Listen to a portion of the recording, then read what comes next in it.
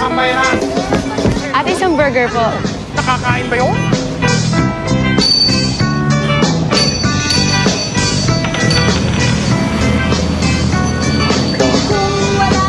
Nagbabalikbayan na po ang ilan sa mga itinuturing na pinakamalaking export ng Pilipinas. Pero hindi lang po mga OFW at malaking pagawaan ang apektado ng krisis. Ikalawa sa pinakamalaking export ng Pilipinas ang garments o mga damit. Ang kita ng garments industry mula isang daan. Opo, sir, malapit na po ako. 2007.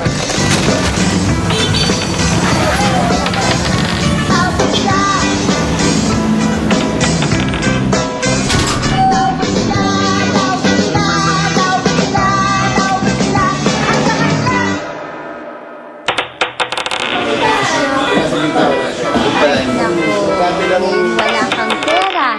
Bukas, wala ka rin pera. Sa susunod na buwan, wala ka rin pera. Sa susunod na taon, Bakit daw ang pera? May muka. Pero ang muka, walang pera.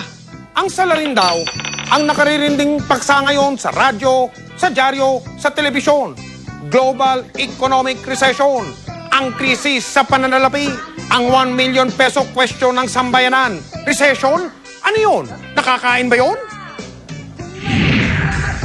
Hindi man ito nakakain, mga kapuso. Ilang mga tahanan na ang inagawan nito ng handa sa pagkahinan. Pero hindi naman pawang bad news ang istorya. Ang kabuuan ng sitwasyon malalaman natin ngayong gabi sa Walang Pera, the GMA News and Public Affairs Global Recession Special. Magandang gabi po. Ako si Mike Enriquez, kasama si Marian Rivera sa paghahatid ng espesyal na ito.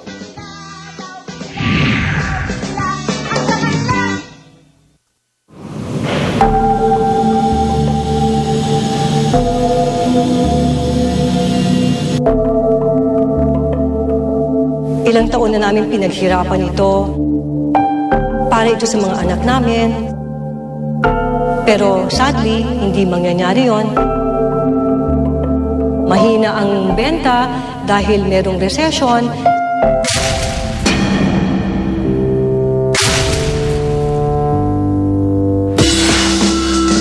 Si Amaya Bengson may pagawaan ng muebles noon sa Cainta Rizal. Ang kanilang mga produkto talaga naman daw di kalibre.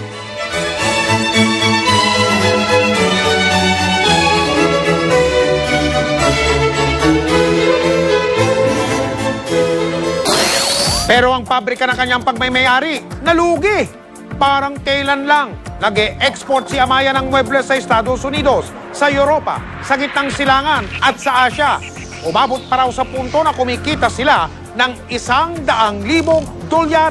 kada buwan. Pero dahil sa global recession, tuluyan na silang nagsara. Ang Cebu nga na furniture capital ng Pilipinas, hilong-talilong na. 59 na kumpanya ng furniture na kasi ang nagsara, habang 11,800 na trabahador na ang natanggal sa Queen City of the South.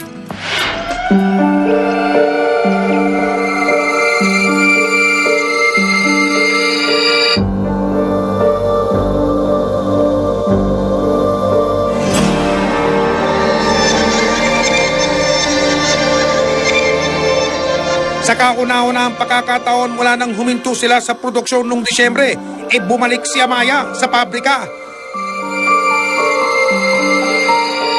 Dito yung mga designers sa kabila. Kabisado pa rin niya ang dating pwesto ng mga makina at trabahador.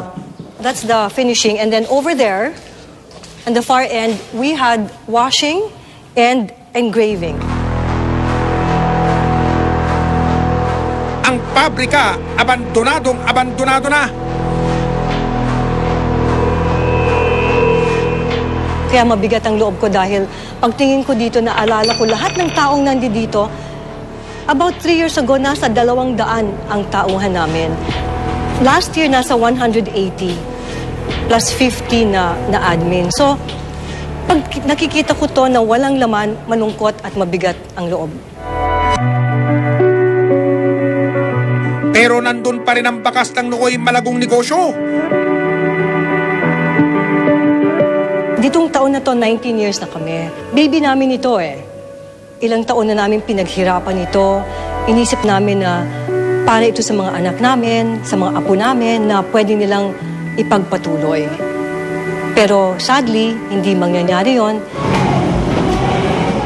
Ang ilang mga natitira nilang furniture, pinauubos na lang sa mga lokal na tindahan.